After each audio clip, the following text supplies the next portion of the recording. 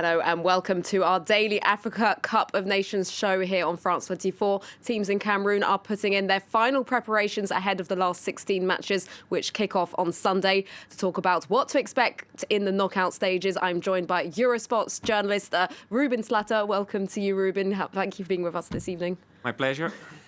And let's delve straight into the last 16 and those first matches on Sunday. Burkina Faso and Gabon will get the ball rolling as they go head-to-head in Limbé at 5 p.m. local time. It's their first encounter since 2017, which ended in a 1-1 draw.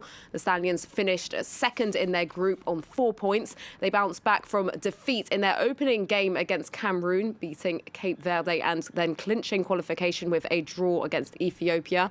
Their coach, Cameroon, said the team is feeling the pressure but is ready to deliver. We know that tomorrow's game is very important. We want to get results. It's normal for us to be stressed and that we feel the pressure. That's what pushes us. Of course, there are things that we can improve on. A team is constantly building, questioning itself in order to find its cruising speed. And even when on cruise control, there are always things to improve. Despite the absence of several key players, including Pierre-Emerick Aubameyang, Gabon enjoyed an unbeaten run in their group stage to finish in second place in Group C, dubbed as the Group of Death before the tournament.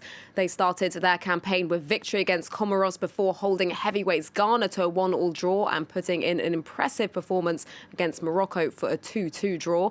Let's now take a listen to their coach, Patrice Neveu. Bien sûr, conscient. Of course, we're aware of the importance of this match. What's important to me is the players' recovery because we've just moved to Limbé. This is a change for us.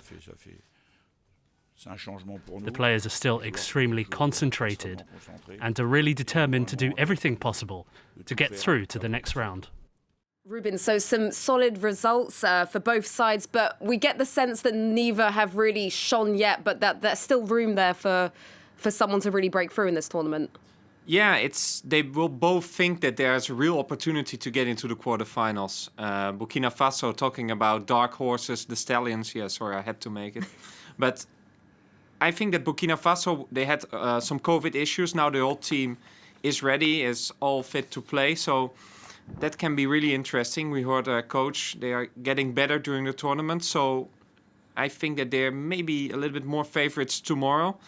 Gabon, on the other side, we talked about it yesterday, without those star players, they seem to be better. They seem to be more a collective. They seem to be a better team. So if both the teams will continue like this and they will both see it as a huge opportunity to get into the quarters, we will be up for a fantastic match. Now, I know you have a soft spot for Burkina Faso. What's your prediction for tomorrow if you had to give one?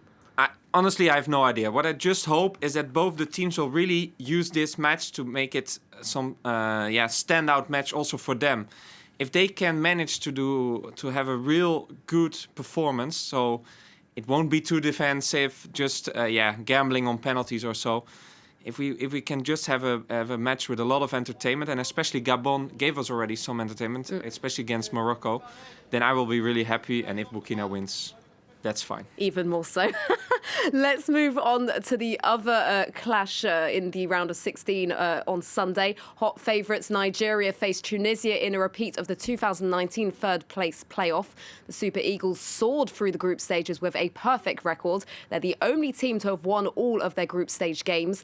There's a big contrast of fortunes for the two sides. Having already secured qualification for the last 16, Nigeria rested a lot of their players in their final group stage game and had no travel for their last 16 game, which is in Garoua, where they played all their group stage games as well. Tunisia, meanwhile, have been in disarray since they reported 12 COVID cases in their squad ahead of their last group game against the Gambia, which they lost 1-0 due to a last-minute winner. Ruben, Nigeria are clearly the clear favourites for ahead of this game. Yeah, they are. You talked already a little bit about all the issues Tunisia is having before this match. Nigeria, they were decent. They were cruising into their group stage. We said it already a little bit yesterday. They haven't been tested yet. let's see if Tunisia can do something about it tomorrow. Indeed, and Nigeria certainly aren't underestimating their opponents. Let's take a listen to their manager. Tunisia might have struggled, but don't forget they're a powerhouse when it comes to football. So we're out there to play against Tunisia tomorrow. We're not going to undermine them. They won't undermine us as well. And same approach, same aggression, because we have a target set for ourselves. It's like a final, and this is the way we've always approached every game. And there is not going to be different from this one. If you lose the game, you're going home. So as we just heard there, Ruben, despite their recent ordeals, Tunisia are still a heavyweight in African football. Can they cause some problems for the Super Eagles tomorrow? We'll see. We'll just already see how will they be physically during this match, because we don't know yet how they are. But yeah, in a tournament with so many surprises, it would be strange to say that this will be a walkover for Nigeria. They are the clear favorites, though. Indeed, I think we still have a lot of surprises left in store for us. Let's now take a look at the rest of the last 16, to see who will be facing who for a place in the quarterfinals. Guinea will be taking on tournament debutants, the Gambia, on Monday. Another newcomer dreaming of their fairy tale continuing is Comoros, though they will have a tough task ahead of them as they face hosts Cameroon. And the tiny island nation has been dealt an even bigger blow. They've reported 12 COVID cases in their camp, including their coach and 2 goalkeepers. CAF has said teams must play as long as they have a minimum of 11 players available. If no goalkeeper is available, another player must play in that position. On Tuesday, Sadio Mane's Senegal will take on Cape Verde and Group C winners Morocco will face Malawi. There's a mouth-watering match to look forward to on Wednesday with Ivory Coast up against Mohamed Salah's Egypt. And finally, Group F winners Mali will face Equatorial Guinea. And so the hosts there, as we just said, will be back in action on Monday. Our team on the ground visited the most renowned football academy in Cameroon to learn how local talent is produced and then develop to one-day play in Europe. It's often a lonely road where only the very best make it, as Laura Mousset and Simon Harding report. These teenagers are all united by the same dream, to one day become a professional footballer. Welcome to the Football Academy Brasserie du Cameroun. David Mbang is 14 years old and starting his 3rd year at the academy. In 2019, he was amongst 5,000 kids to be selected from across the nation, a first step towards fulfilling his dream.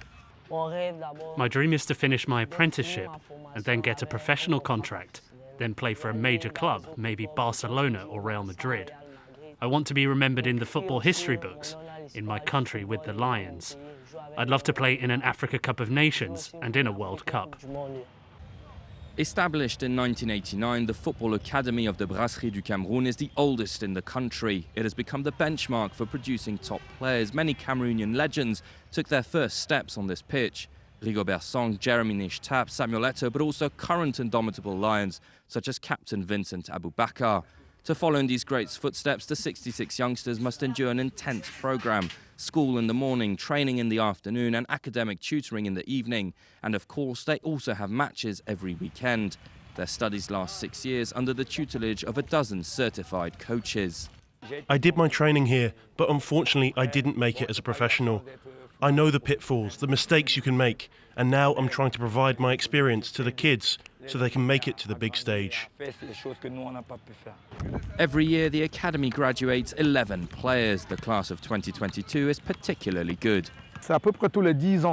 More or less every 10 years, an academy like ours produces a great talent. So naturally, there are years where the level is mediocre.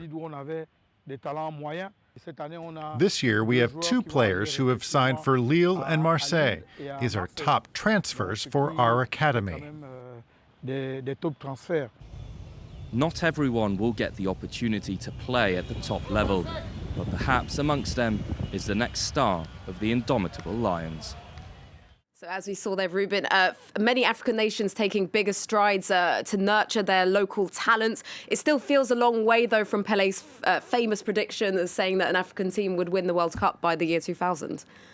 Yes, it's interesting because we can see that it's getting more and more professional, that we're seeing better players. The main question is, where are the better teams? If we're looking at the last World Cup, all the African teams crashed out in the first round. And I mean, when you look already at those teams in this Africa Cup of Nations, all those stars already there, it seems a matter of time. It seems a matter of time, but we're also thinking about those fantastic African teams we've seen with Senegal in 2002, for example, or the Ghana team in 2010.